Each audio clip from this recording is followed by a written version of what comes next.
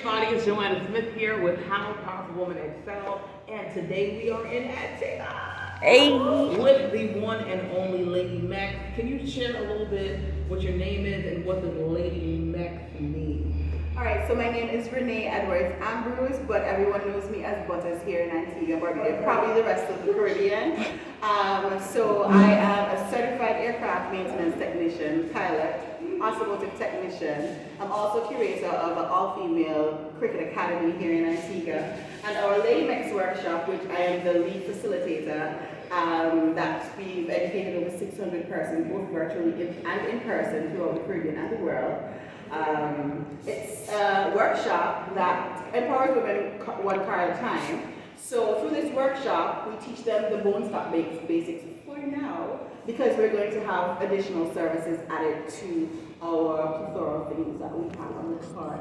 So we have teaching women how to drive manual transmission, because in Antigua, it's mostly manual and it's kind of taboo for women to be driving sticks, so we'll start off with that. Also, women want to learn a little bit more than the basics that we did today, you know, how to service their cars, how to change their brakes, these different things. So I think it was very important for me to add that as a service. And going forward, one of the things that I want to do for sure is to open my own mechanic shop here in Antigua, and possibly overseas as well, make it a franchise. I mean, it's already a brand. I mean, come on. Oh my goodness. So, LadyMex, I mean, thank you so much for sharing that. That's a stage name, so I'm going to call her LadyMex. Sure. So how did you get into this particular field? I mean, as a woman, I mean, I'm a civil engineer, she's an engineer as well, and a pilot, mechanic, the whole work, and now running basically workshops and really in-depth knowledge knowledge organization, right, on mechanical engineering, I would say, in automotive engineering. So how did you get into this field? Like, this is a very niche field, and usually we don't see a lot of women. Mm-hmm. So yeah. Girl, where should I start? So when I was going to high school, one of the things I knew that I loved was cars, race cars specifically. So even after leaving high school, my mom, shout out to mom, I told my mom, hey, like, this is what I want to do. I want to be a pilot, I want to be an engineer, I want to be a race car driver, I want to be a mechanic, right? Now, being the type of mother that Mignanet is, she was like, girl, you got to do one thing at a time, okay? So after leaving 19 Girls High School, now you're going from an all-female environment, growing up in Seventh-day Adventist church. Okay, right? And then telling your mother you want to go into a male-dominated field. I think mommy was on her knees for a very long time. But she supported it regardless, because she knew that that's where my passion was. So straight out of high school, I went on to the Antigua State College, where I studied automotive engineering for 2 years. There's where I met up with stalwarts in the racing game, the late Brian Kelsey, Fingers, Dimples, these different persons that are names that you know, being in the motorsports field here, right? And then the guys that I went to school with at State College, girl, I will pull hand lever, I will race in our uniform on Government Road, even when it was illegal, but that is how it all happened. I mean, it had to start somewhere, something had to inspire it. And again, I knew that having a race car is going to be expensive, so what better way to find a niche or a career that will be able to fund it. Now, anything that's aviation, there's shmoney. So once we get that shmoney, we'll get the race car. That's exactly what happened. I started working at Liat, and through Liat, I was able to fund my racing career, and then through my racing career as the creator of the first Caribbean all-female drag racing team, Lady Hospital Farm. Wow. So through that, this is where LadyMex was birthed as an initiative. So there were like 2 businesses prior to this one. This is the subsidiary of one business. Okay. Yes. So business one with other branches and kind of subsets of. Correct. Wow. And starting off in the space of engineering. Yes. In order to fund the passion, but Correct. Still the passion was still engineering. Yes. Yes. Wow. Okay. So I would say, at what age did you know you wanted to get into it? What's the age? I was in probably fourth form, so that would probably drop me around 14, 15. Makes sense, yep. So you're around like 8th grade-ish for the most part, okay. Yes. Cool, same time. Right, so, I mean, that is when I knew that I wanted to fix things. And I told Mom I didn't want to sit around the computer and I didn't want to do anything administrative. Hands-on. I wanted hands-on. Hands-on. Yes, Okay. yes. That is how I operate. Even when I teach the younger kids right now, during activity period, even though I tell them, listen, you need to read, sometimes I don't like reading. Just putting that out there sometimes. However, I will learn with videos. Okay. I'm a visual person Right. and hands-on person, right? And I find that the generation now, that's the type of mindset and that's the way how they learn. So I try to incorporate a lot of engaging activities for engineering through the LadyMex workshop for them to learn and to experience automotive stuff, and they love it. Wow. So this is really a hyper space for science, technology, engineering, and mathematics. Okay, Yes. so STEM, right? Of course. So for the kids that are unsure, or the young ladies, right? Because that's usually our target audience for the most part. But the young ladies that are unsure of where they want to go, you know, with their passion or career. Maybe they're 15 or 14. At that time, like when you knew, what would you say to them?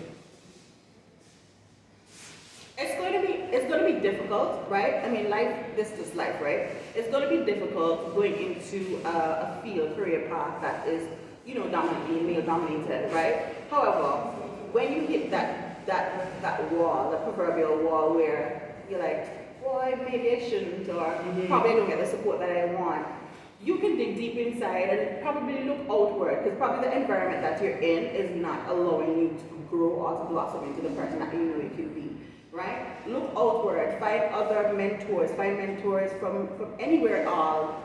It's the year of technology, like, you use Google. Reach out to someone who inspires you. Ask questions, ask a lot of questions, because as engineers we ask a lot of whys and hows and wheres and whys, right? So ask a lot of questions. We have blazed the trail for you to become who you want to be. So don't be scared to ask questions and to find inspirations from persons who have already been there. Once you get into it, you love it, trust me. All right, I love it. So here's my question to you. How did you navigate this very heavily male-dominated field? Was it challenging? Did people respect you? Did you feel like they did not? What were your thoughts on that? So I've had mixed feelings, Okay. mixed feelings towards being who I am, because again, being in a male-dominated field and wearing nails, eyelashes, lipstick, all that stuff, loving pink, you know, a lot of persons will side-eye you and be like, I don't think that she knows what I think she should know. And then when I do open my mouth and I speak, they're like, oh shucks, she actually knows what she's about. And sometimes you have to prove yourself while improving yourself, right? One more time, can you say that again? That was a quote. Go ahead. Sometimes you have to prove yourself while improving yourself, right? And that means that even though you are proving them wrong, you're improving yourself to do better, right? I've been in situations where I walk in and these guys will be like, where she thinks she going in those heels and that nice dress and the eyelash and, you know, looking all made up, right? And I will say, just watch, calm down. Tranquilo, papa. I got this, right? And then when I start putting in the work and I'm doing it better than some of the guys, then is when they back off and like, okay, handle it. Just handle it, right? So it's not like I go and push my weight around, I really don't. But when I go into spaces, no, I have to work hard. No, as soon as I walk in the door, they're like, okay, buses is here, Wow. let's do this, you know? So they're excited, a lot of people are really excited to actually learn no. But it was a tumultuous journey getting to where I am right now. Easy? Tall. There are times you go home and cry because you thought that you're not good enough. There are times when you go home and you question, why did I choose this career even though I knew it was going to be hard? But then you already know what your purpose is, you know what you want in life, you know that when you go to sleep, this is what's on your mind and you have to get to that point. And sometimes you have to rest, sometimes you have to rest it down and say, pause, but then you get back up stronger and just do your thing. Whenever you're passionate about something, it shows. Wow. So please tell us where we can find you. What's the next event coming up? Look, y'all, you've heard it from LadyMex herself. If you are unsure, the trail has already been blazed for you in STEM and oh my goodness, I'm excited about this. Even the pilot thing, because we were just talking about skydiving, right? So I was in Nashville. I was in Virginia, then I met somebody and their family, and they're like, yeah, come to Nashville. He's like, yeah, I'm a pilot. Okay, I'm going to Omaha. Head over there, we go diving, right? And I've never met a female pilot. Really? And my girlfriend is like, I don't even want to ride commercial anymore. That's ghetto. I need a jet. I need to start flying private. And I'm like, okay, ma'am. So this is confirmation right here, okay? I mean, I was okay in my little commercial today getting over here. But just being a pilot, how are you going to get a plane suit? Do you have one? How's this working? Okay, so the thing about it is that before I got into engineering, I actually studied to become a pilot in Canada, right? So that got put on pause just for a tad bit. That got put on pause for a tad bit, but I'm not going to erase it from my future. Chances are I might just open my own AMT, get my own airline, my own aircraft, these different things. So chances are, look, the sky is the limit. And I'm speaking it into existence. I spoke this into existence. Yes. It happened. Yes. And power is in the tongue. So Yes. for sure, going forward, I know that if I put my mind to it, it will happen. But the foundation, I have to ensure that the foundation is solid before I venture off into that type of stuff. But who knows? You might have LadyMex Airline coming. Hey! Okay, so where can we find you and what's the next event coming up? Okay, so you can find LadyMex Workshop on all our social media platforms. We're on TikTok, LinkedIn, Facebook, Instagram, and Twitter. Just type in LadyMex Workshop and everything will just pop right up. Also, if you'd like to follow me, you can go to www.inreallife.com. That's INREALYFE.com, and you can click on all the different links to find out what it is that Renee is doing. So outside of LadyMex, there's a lot of things that I do. I'm a model as well, so I didn't add that. So you can find us on all those social media platforms for sure. The next event, we'll post that on our socials as well. The end of April, the beginning of May, that's when we launch the Drive Her initiative to teach women how to drive manual. Hey, thank you all so much for joining us. Stay tuned, get in touch with LadyMex, and we'll see you on the next episode.